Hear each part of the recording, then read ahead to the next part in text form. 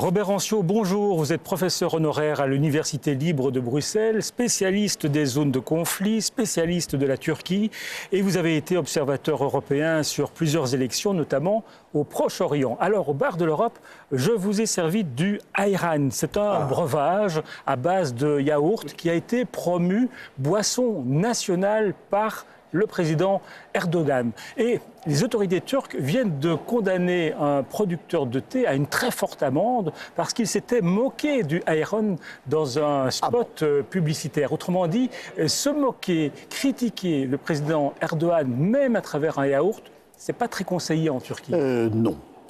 Je dirais qu'il est même très dangereux de ne pas aimer ce que le président aime et de le dire surtout. Alors, comment ça se fait que les Turcs ont voté, ont donné une majorité absolue au président Erdogan aux dernières élections, alors qu'on le voit bien, c'est quand même un homme qui est devenu mégalo, extrêmement autoritaire, qui bafoue les droits de l'homme? Mais je dirais que les élections turques n'ont pas été, les Turcs n'ont pas émis un vote d'opinion, mais un vote, je dirais, sécuritaire et frileux. Au fait, quand on assiste aux élections du 7 juin, une partie de l'électorat flottant avait voté, je dirais, pour des partis autres que celui représenté par Erdogan, parce que tout d'abord, ses ambitions personnelles pour instaurer un régime présidentiel fort ne sont pas fort appréciées, notamment, je dirais même, par les milieux d'affaires qui se sont montrés de plus en plus critiques à son égard. D'autre part, il y avait aussi la reprise du conflit, et un conflit quand même sanglant et désastreux pour l'économie turque, la guerre a donc repris avec les Kurdes. Il en est le seul responsable. Et il semblerait avoir adopté cette stratégie pour essayer de regagner des voix en vue d'élections suivantes. Il y a eu, n'oublions pas, entre le 7 juin et le 1er novembre, une tentative de former un gouvernement de coalition. Ce gouvernement de coalition n'a jamais été bien accueilli par Erdogan, qui a, je dirais, quasiment salué l'échec de ces négociations. Alors c'est bizarre ce que vous dites, un vote sécuritaire, en même temps c'est lui qui a créé l'insécurité dans le pays, notamment en relançant la guerre civile avec les Kurdes. Mais précisément, je n'ai personnellement jamais cru à cette percée de l'AKP. Lorsque je lisais dans les journaux, les critiques c'est donc le parti du président, donc Adalet Kalkınma Partisi, le parti de la justice et du développement. Et lorsque l'on entendait les critiques qui apparaissaient dans divers quotidiens, Erdogan était nettement critiqué pour avoir relancé un conflit qui faisait que des parents et des enfants mouraient chaque jour dans cette confrontation. Donc personne n'aurait pu croire, et je crois qu'aucun observateur n'a pu prédire une telle victoire pour l'AKP. Mais il y a eu entre-temps, précisément, cet espace où est apparu le blocage qui se manifestait du fait de ne pas pouvoir créer un gouvernement de coalition. Donc les Turcs ont voulu ne pas avoir une crise qui pouvait avoir un impact sur les affaires aussi. Il fallait sait bien qu'il y a une politique libérale qui est soutenue par... Il fallait être lucide.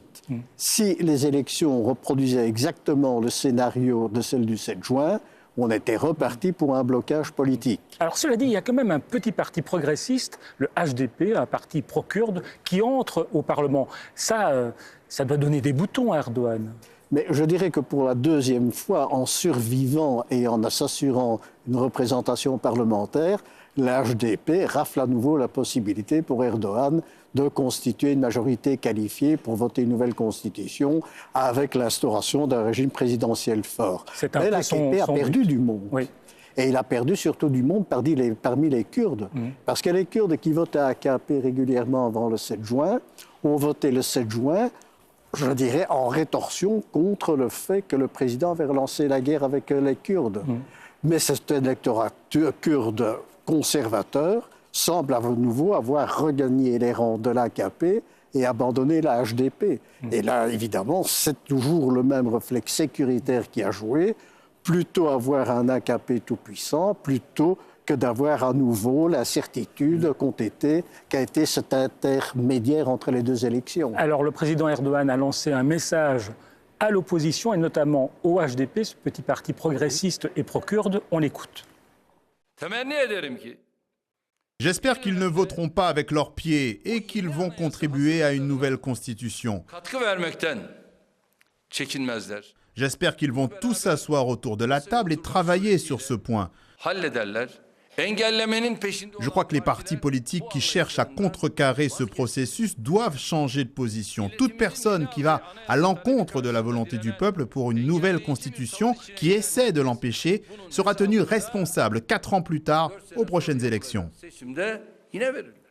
Alors c'est un appel à l'unité, mais un appel très intéressé. Mais c'est surtout un appel à voter une constitution taillée sur mesure pour satisfaire les ambitions d'Erdogan. Il y a du Poutine chez Erdogan?